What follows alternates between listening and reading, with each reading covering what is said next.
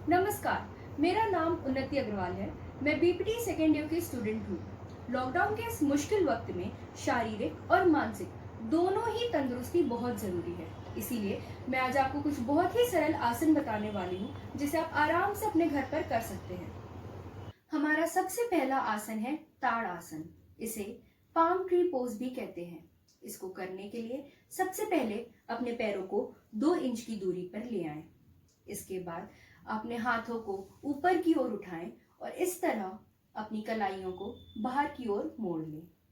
अब एक गहरी सांस लेते हुए हाथों को ऊपर की ओर उठाएं। अब धीरे धीरे अपनी एड़ियों को जमीन से ऊपर की ओर उठाएं।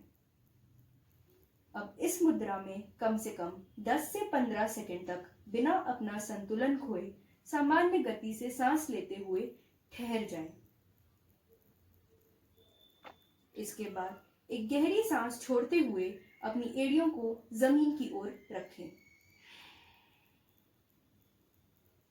अब धीरे धीरे अपने हाथों को भी नीचे की ओर ले आएं।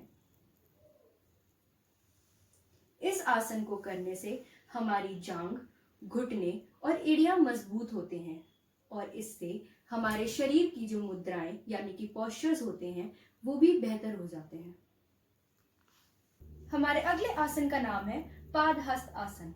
इसे हैंड्स टू फीट पोज भी कहते हैं। इसको करने के लिए सबसे पहले सीधे खड़े हो जाएं। उसके बाद एक गहरी सांस लेते हुए अपने हाथों को ऊपर की ओर लेकर जाएं।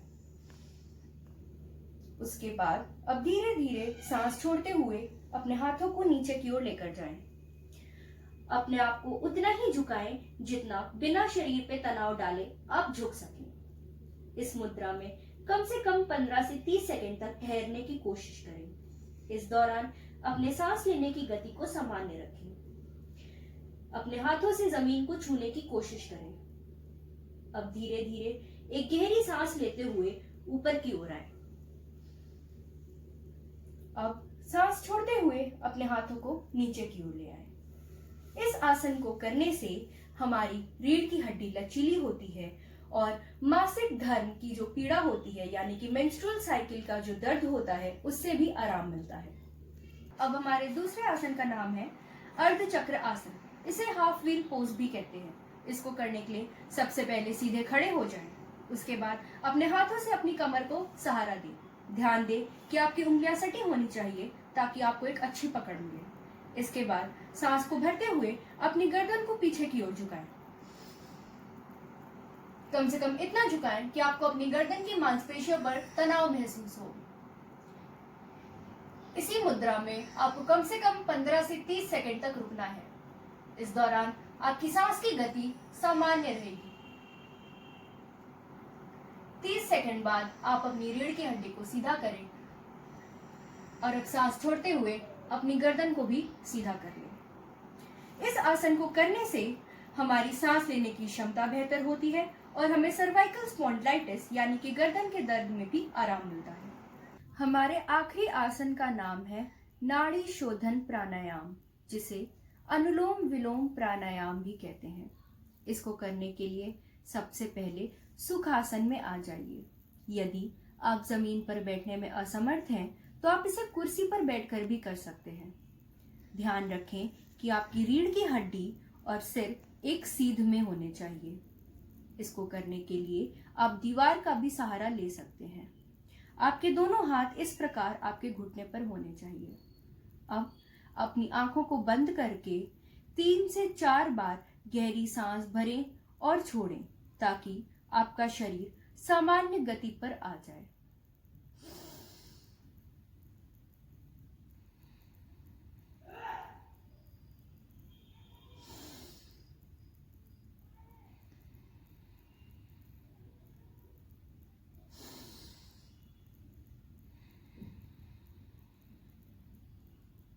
इसके बाद धीरे धीरे अपनी आंखें खोलें। अब अपने दोनों हाथों को इस प्रकार अपने घुटनों पर रखें। अब अपने दाएं हाथ के अंगूठे और पहली उंगली को इस प्रकार गोलाकार में बना लें। आपकी बाकी तीनों उंगलियां खुली होनी चाहिए। अपने बाएं हाथ की पहली और दूसरी उंगली को अंदर की ओर मोड़ें। आपकी तीसरी और चौथी उंगली और अंगूठा खुले हुए होने चाहिए। इसके बाद अपने दाएं अंगूठे से अपने दाएं ओर की नाक को बंद करें और बाईं ओर से एक गहरी सांस भरें। अब अपनी तीसरी और चौथी उंगली से बाईं ओर की नाक को बंद करें और दाईं ओर से धीरे धीरे सांस को छोड़ें।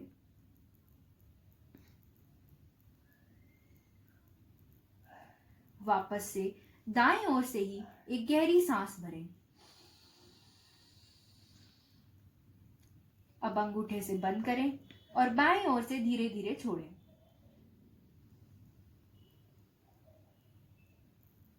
ये एक पूरा चक्र है। इसी तरह से आपको 5 चक्र करने हैं। शुरुआत में आपकी सांस लेने और छोड़ने की गति बराबर होगी, परंतु प्रयास करें कि आपकी सांस छोड़ने की गति धीमे हो जाए।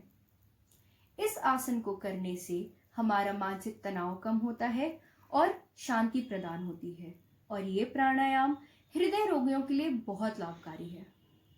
आशा करती हूँ कि आप सभी को ये सारे आसन जो आज मैंने बताए वो आसान लगे होंगे। इसे जरूर से अपने घर पर प्रयास करें। So stay home, stay safe.